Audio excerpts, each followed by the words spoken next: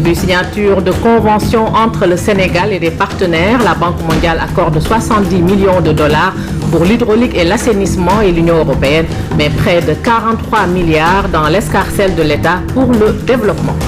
3 conventions ont été signées ce matin au ministère de l'économie et des finances, d'abord avec la Banque mondiale pour un montant de 70 millions de dollars, environ 40 milliards de francs CFA destinés à l'hydraulique et à l'assainissement. Ensuite, avec l'Union européenne qui a fait un don de 42 milliards 575 millions en appui à l'agriculture et au développement. C'est un compte rendu signé Fatou Sakho. Les 2 accords de partenariat ont été successivement scellés avec la Banque mondiale et l'Union européenne. Le premier, avec l'institution financière internationale, vient renforcer l'accompagnement entrepris par la banque depuis 1996 dans les secteurs de l'hydraulique et de l'assainissement en milieu urbain. Avec la signature du présent accord, la Banque mondiale aura injecté plus de 175 milliards de francs CFA dans le secteur en 20 ans. Le Sénégal a atteint aujourd'hui la desserte universelle d'eau potable en milieu urbain. Nous devons cependant rester vigilants et nous mobiliser pour la poursuite des investissements afin de maintenir un service de qualité pour les consommateurs. Ce crédit d'environ 40 milliards de francs CFA permettra au Sénégal d'améliorer la desserte en eau potable déjà satisfaisante. 98% en milieu urbain et 82% en milieu rural. Des résultats qui dépassent largement les OMD. Je rappelle les résultats très encourageants que le Sénégal a enregistrés en matière de développement de l'accès à des services d'eau potable et d'assainissement en milieu urbain qui ont été grandement rendus possibles grâce aux réformes institutionnelles profondes qui sont intervenues en 1996 ainsi qu'aux importants investissements mis en œuvre dans le cadre des projets sectoriels eau et le projet eau long terme. Madame la directrice des opérations de la Banque mondiale pour le Sénégal, je voudrais vous assurer de mon engagement personnel qui emporte celui de l'ensemble de mes collaborateurs pour la réussite de cet important projet. Ce projet, dont toutes les études techniques sont déjà réalisées, démarre en janvier 2016 pour une période de 5 ans. L'Union européenne s'est-elle engagée pour 42 milliards 575 millions de francs CFA dans le cadre de la coopération et de l'appui budgétaire au développement agricole.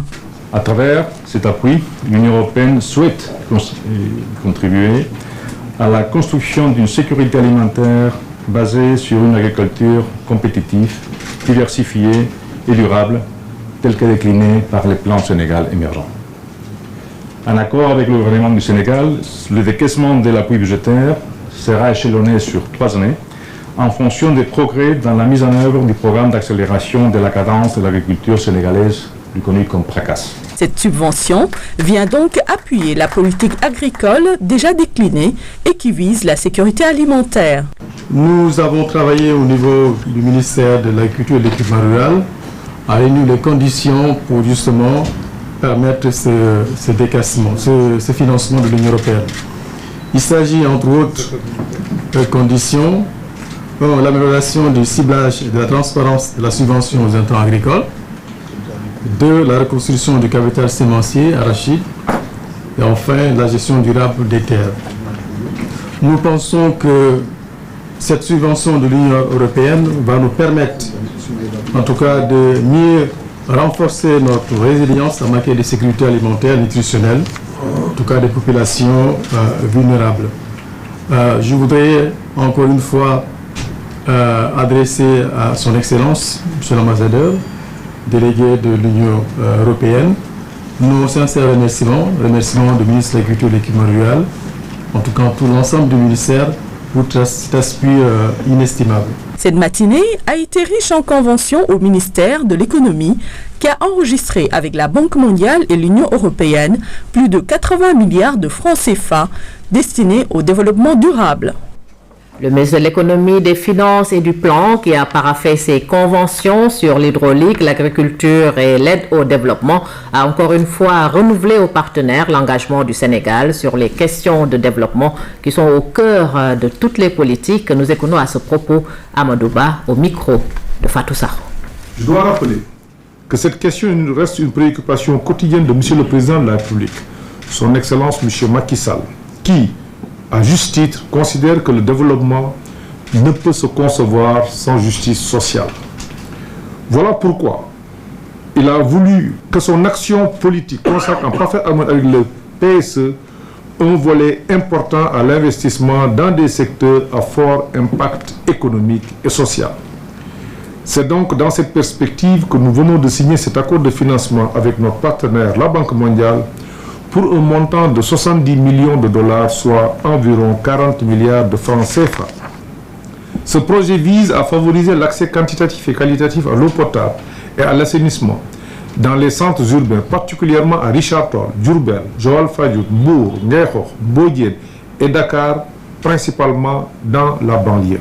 Le gouvernement de la République du Sénégal apprécie l'appui de la Commission européenne aux efforts entrepris par notre pays en vue de la réduction de la pauvreté d'une manière durable.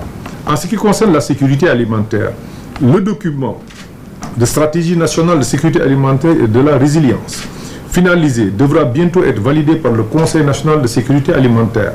Les moyens d'anticipation et d'intervention des différentes structures concernées seront renforcés. En vue de rationaliser les dépenses publiques dans le secteur et promouvoir la transparence et l'équité, le gouvernement a mis en place une plateforme e-subvention et institué son utilisation. À ce jour, plus d'1 million de producteurs ont été codifiés. Ce dispositif permettra de rationaliser la distribution des intrants agricoles et facilitera à terme le ciblage dans l'octroi des subventions. En effet, vous le savez, la transparence est au cœur de la gouvernance du président Macky Sall.